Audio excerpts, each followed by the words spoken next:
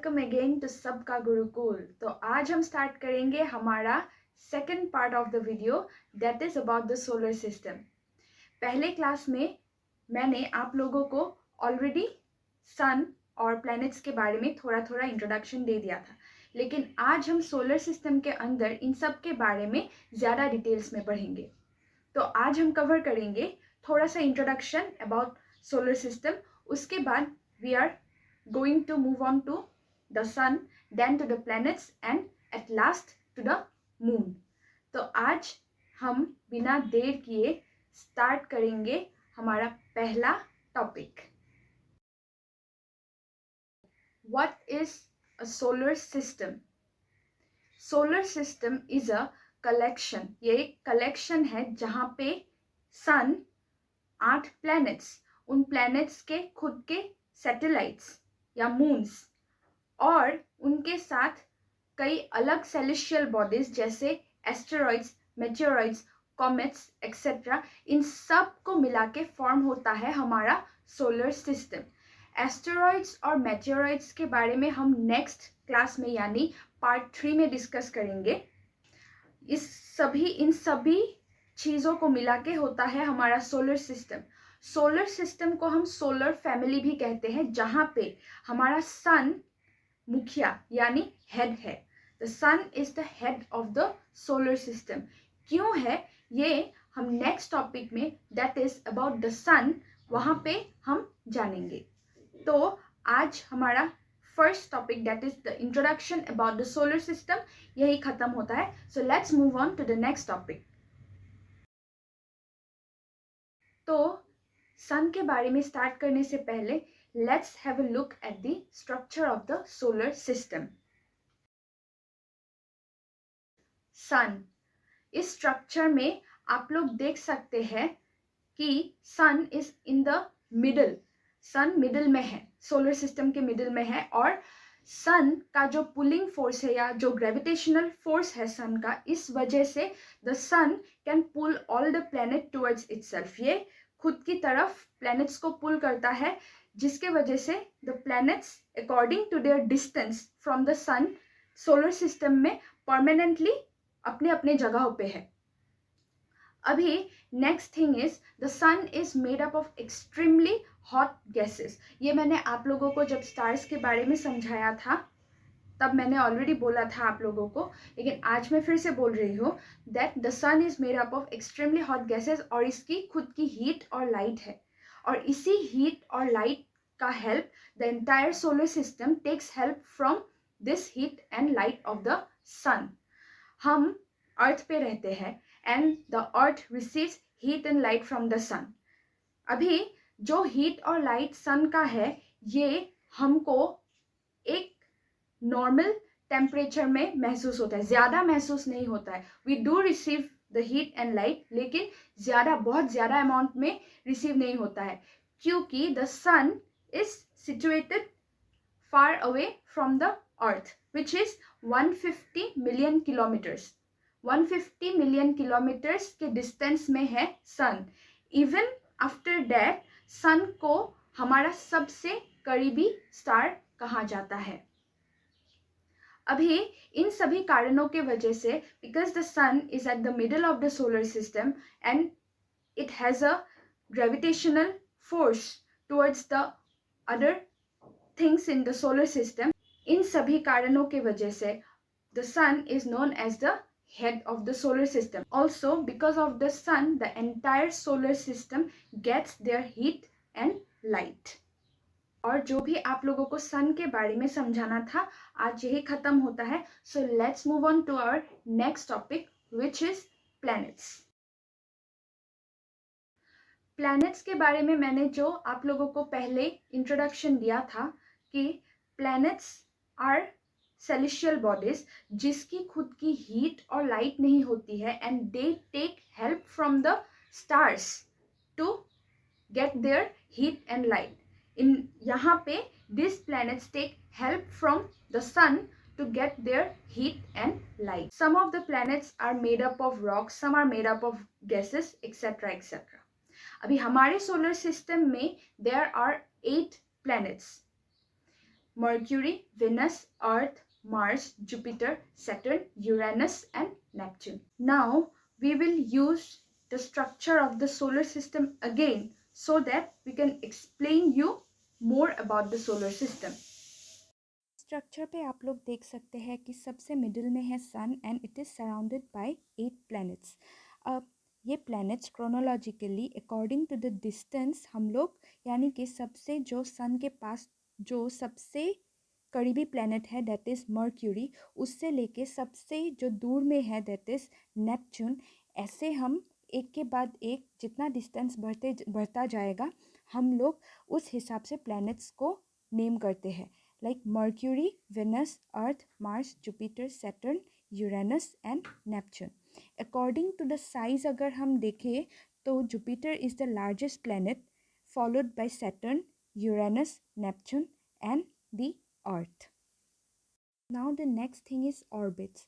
Orbits मतलब ये जो स्ट्रक्चर में आप लोग देख रहे हैं सर्कुलर यानी नॉट एग्जैक्टली सर्कुलर, ये एलोंगेटेड लाइंस जो सभी प्लैनेट्स से स्टार्ट एक पॉइंट पे स्टार्ट होके दूसरे पॉइंट में एंड हो रहा है, ये जो लाइंस है सर्कुलर टाइप के, ये सर्कुलर एग्जैक्टली नहीं है, ये एलोंगेटेड लाइंस है, इन सबको ऑर्बिट बोला जाता है। Orbits are the permanent path, मतलब ये एक रास्ता है जिसके थ्रू सभी प्लैनेट्स सन के चारों तरफ एक एक चक्कर लगाते हैं। ये लाइन सच में नहीं होते, दीज आर इमेजिनरी लाइन, लेकिन यही इसी लाइन के थ्रू सभी प्लैनेट्स सन के चारों ओर एक एक चक्कर लगाता है।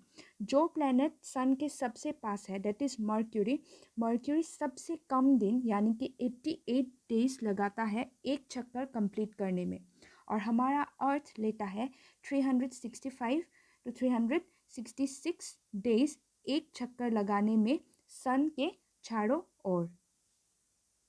मर्क्यूरी के बाद आता है वेनस। वेनस को बोलते हैं अर्थ्स ट्विन। अर्थ्स ट्विन इसीलिए बोला जाता है वेनस को बिकॉज इसका शेप और साइज अर्थ के साथ बहुत मैच करता है। इस फोटो पे आप लोगों को प्लूटो नज़र आ रहा है ना, ये प्लूटो भी एक टाइम तक प्लैनेट माना जाता था टिल अगस्त 2006, लेकिन एक मीटिंग में इन इंटरनेशनल एस्ट्रोनॉमिकल यूनियन तब एक डिसीजन लिया गया कि प्लूटो और प्लूटो जैसे अदर कुछ अलग और सेलेस्टियल बॉडीज, इन सबको ड्वार्फ प्लैनेट का स्थान दिया गया है। They are not fully planets. अभी इसी के साथ हमारा ये सोलर सिस्टम का जो स्ट्रक्चर के साथ जो एक्सप्लेनेशन था ये ख़त्म होता है। तो let's go to our next topic. I hope आप लोगों को प्लैनेट्स के बारे में थोड़ा बहुत मालूम हो गया होगा। तो हमारा नेक्स्ट टॉपिक है the earth. Earth is the third planet. अगर हम अकॉर्डिंग टू द डिस्टेंस, तो earth is the third planet in the solar system and it is the fifth largest planet of the solar system. Why is earth so important? Earth के बारे में क्यों हमको जानना है? It is because earth is the only planet जहाँ पे air, water और सबसे important gas that is oxygen है, जिसके कारण यहाँ पे जीव रह सकते हैं। Earth is the only planet that supports life, इसीलिए the earth is called a special और अ यूनिक प्लैनेट। अभी अर्थ का शेप, अर्थ के शेप को जियोइड बोला जाता है। जियोइड मतलब अर्थ का ऊपर और नीचे का भाग फ्लैट होता है, इस शेप को जियोइड बोलते हैं। एंड द नेक्स्ट थिंग, अर्थ को ब्लू प्लैनेट बोला जाता है। अर्थ को ब्लू प्लैनेट इसीलिए बोला जाता है क्योंकि अगर हम बाय इमेजिनरी लाइंस अगर हम अर्थ को 3 पार्ट्स में डिवाइड कर देंगे, then 2/3 of those parts will be covered with water. इसीलिए जब ऊपर से अर्थ को देखा जाता है द अर्थ लुक्स ब्लू, इसीलिए इसका नाम पड़ता है ब्लू प्लैनेट। और इसी के साथ आज हमारा अर्थ के बारे में जो डिस्कशन करना था वो ख़त्म हो गया. So let's move on to the next topic, that is the moon. Moon के बारे में मैंने ऑलरेडी आप लोगों को पहले समझाया था, लेकिन वहाँ पे मैंने सिर्फ न्यू मून और फुल मून के बारे में समझाया था, लेकिन आज हम इसके बारे में ज़्यादा जानेंगे. Moon is the natural satellite of the अर्थ. अभी मून का साइज दिखाने के लिए मैं आप लोगों को एक स्ट्रक्चर दिखाना चाहती हूँ अर्थ का, so that it would be easier for you to understand. Diagram पे आप लोगों को अर्थ और मून नज़र आ रहा है. यहाँ पे अगर हम अर्थ को 4 हिस्सों में डिवाइड कर लेंगे तो अर्थ का डायमीटर 4 हिस्सों में डिवाइड हो जाएगा. उस 4 हिस्सों में से यानी only 1/4 of the diameter of the earth is equal to the entire diameter of the moon. मतलब मून का जो फुल डायमीटर है ये अर्थ के सिर्फ 1/4 के बराबर है. मून एक सेलेस्टियल बॉडी है और मून हमारे अर्थ से 3,84,400 किलोमीटर के डिस्टेंस में है और मून 27 डेज लगाता है अर्थ के अराउंड एक चक्कर लगाने में. और इसी वजह से एक पार्ट में हमको अर्थ के एक हाफ में मून नज़र आता है तो दूसरे हाफ में मून नज़र नहीं आता है. और मून में लाइफ सपोर्ट करने के लिए ना ही ऑक्सीजन है, ना ही एयर और वाटर है. वहाँ है माउंटेन्स, प्लेन्स यानी मतलब फ्लैट लैंड्स, और डिप्रेशंस मतलब खाई. ऐसी चीज़ें हैं मून में. वहाँ पे ग्रेविटी भी नहीं है. हमारे अर्थ में जो ग्रेविटेशनल पुल है it is not available in the moon. अभी मून में जो कुछ भी चीज़ें हैं, इन चीज़ों के वजह से मून में शैडो जैसा फॉर्म होता है. जब हम आसमान में मून को देखते हैं तो हमें काले काले धब्बे वहाँ पे नज़र आते हैं.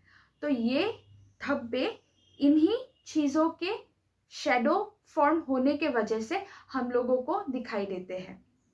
और इसी के साथ हमारा आज मून के बारे में जो डिस्कशन था ये भी ख़त्म हो चुका है. Thank you so much for watching the video. और मिलते हैं पार्ट 3 में, जहां हम लोग पढ़ेंगे asteroids, meteoroids and also back exercise भी करेंगे. और उसी के साथ हम कुछ इंटरेस्टिंग फैक्ट्स भी आप लोगों को बताएंगे. सो अगर आप लोगों को ये वीडियो अच्छा लगे तो please like, share and subscribe. और आपका जो क्वेरीज होगा, डाउट्स होगा, डिफिकल्टीज होगा, please let us know. Thank you so much for watching the video.